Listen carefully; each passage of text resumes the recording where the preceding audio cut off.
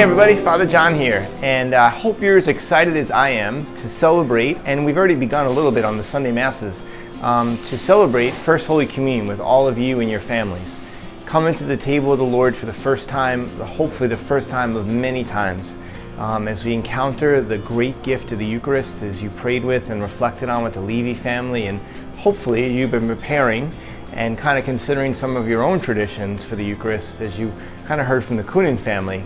And today I want to invite you a little bit of a challenge.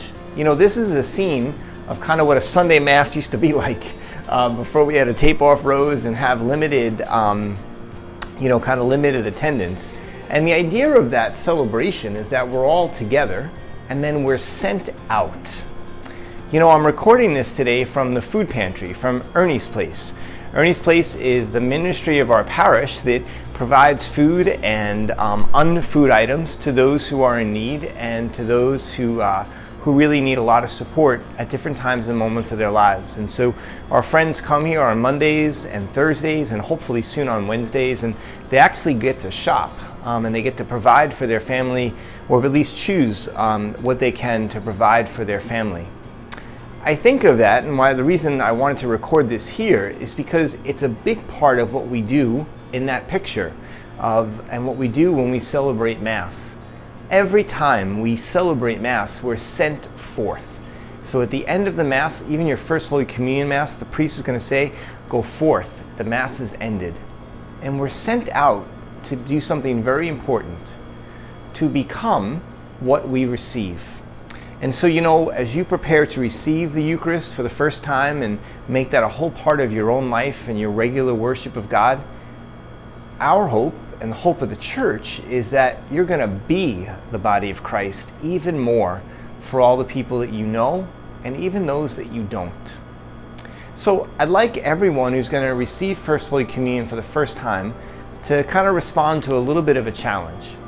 And after First Holy Communion, and after all the pictures are done, and the communion dress is off, and the suit's away, I want you to try to find one conscious way to be the body of Christ. I want you to find maybe someone you know who's in need. Maybe there's someone you know who struggles. Maybe there's someone you know who's lonely. Maybe it's a grandparent who kind of, in this time of pandemic, is really kind of isolated.